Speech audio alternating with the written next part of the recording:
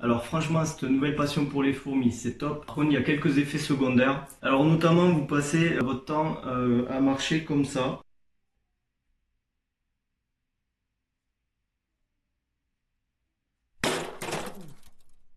Et toutes vos balades se transforment en pseudo-herping. Alors pour vous dire, à chaque fois que je fais un pas dehors, j'ai l'impression de trouver une reine. Eh Michel, c'est pas une reine là? Mais non, tu vois bien que c'est un dorifort. Le deuxième inconvénient, c'est que vous vous baladez avec des tubes plein les poches. Bon, tout ça pour vous dire que j'ai trouvé enfin ma première reine.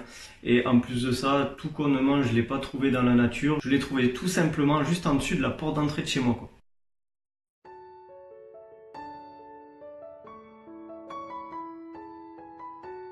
Donc voici la nouvelle venue. Donc c'est une Camponotus phallax. Donc, je l'ai trouvée il y a quelques semaines maintenant. Je crois que ça doit faire peut-être une quinzaine de jours. Et il y a déjà une petite grappe d'œufs et ça je suis plutôt content. J'en profite aussi pour vous montrer les nouvelles installations des Camponotus lateralis. Donc je leur ai fabriqué un tube à compartiment avec du liège que j'ai percé. Le souci c'est que j'ai fait ça il y a maintenant quelques semaines et elles n'ont pas du tout été dans les compartiments. Les ouvrières ont été voir ce qui se passait mais la reine n'y est pas allée du tout. J'ai mis un tube sec vu qu'elle ne voulait pas aller dans le tube qui était avec réserve d'eau.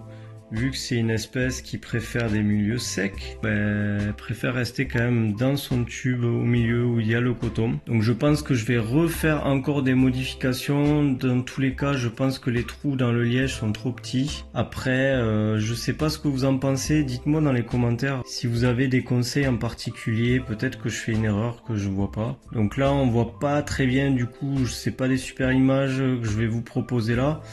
Et donc on a une reine, deux ouvrières et il y a maintenant pas mal de cocons. Je pense maintenant que dans quelques jours j'aurai les premières nouvelles ouvrières qui vont arriver. À ça, il y a la toute petite aire de chasse qu'avait fabriquée ma fille, auquel j'ai rajouté un abreuvoir et un petit support pour poser un coton-tige. Donc c'est tout simplement de la pierre que j'ai percée à la taille du coton-tige, voilà, pour le tenir. C'est une aire de chasse qui est vraiment provisoire. Dans tous les cas, toutes les installations que vous voyez là sont provisoires. Je pense qu'il va y avoir des modifications rapidement.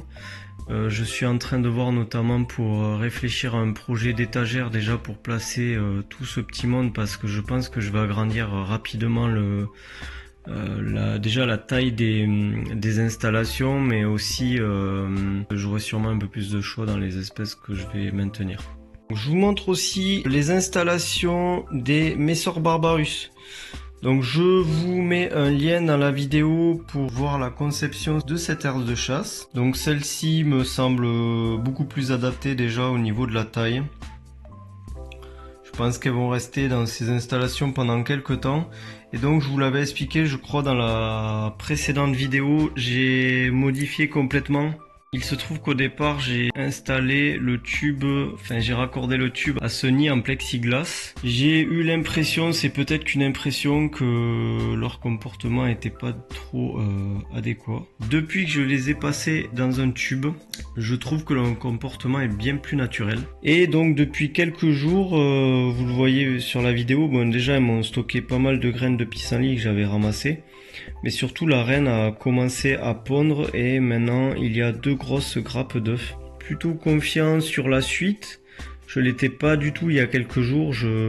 Voilà, j'étais vraiment inquiet par rapport au comportement de la reine et même des ouvrières. Voilà, maintenant je les vois beaucoup plus travailler. Je les vois sortir dans l'air de chasse. Tout a l'air de bien se passer.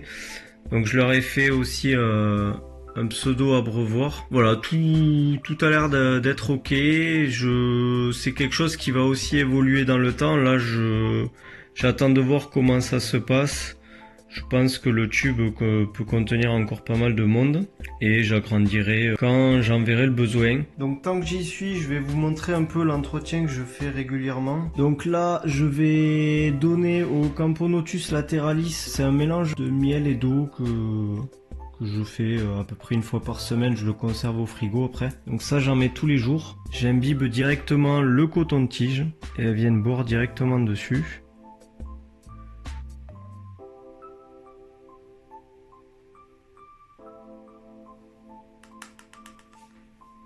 Généralement, ce que je fais aussi, c'est que je contrôle le niveau d'eau dans les abreuvoirs. Là, je vais re-remplir. Voilà, j'ai celui des Camponotus qui est à sec.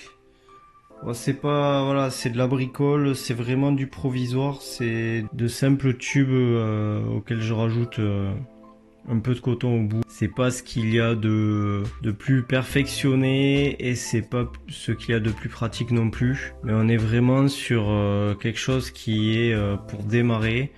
Dans quelques temps, comme je vous l'ai expliqué, j'améliorerai et je ferai quelque chose de bien plus naturel. Alors généralement, je donne des mouches que je récupère.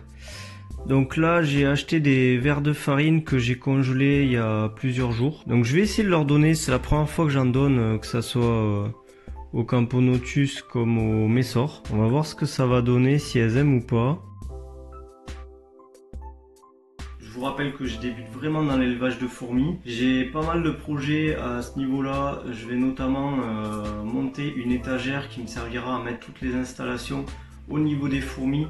J'ai sûrement des nouvelles espèces qui vont arriver très prochainement. Mais surtout, j'ai des projets qui vont être beaucoup liés à ce que je fais en aquariophilie, c'est-à-dire installer les colonies dans un nid beaucoup plus naturel que ceux que vous avez vus jusqu'à présent. Donc pour ça, je vais sûrement utiliser des cubes d'aquarium, je vais faire des décors hyper naturels, il y aura de la terre, il y aura du bois, il y aura des feuilles mortes, il y aura des plantes qui pousseront, je pense, dans ce milieu. N'hésitez pas, si vous avez des conseils à me donner, vous pouvez les marquer en commentaire, il n'y a aucun problème, dans la mesure où ça reste constructif évidemment. Donc j'avais envie de vous montrer déjà l'évolution qu'il y a eu depuis le début. Je vous remercie d'avoir regardé cette vidéo. N'oubliez surtout pas de vous abonner, parce que je le vois les petits malins là qui regardent les vidéos et qui s'abonnent pas.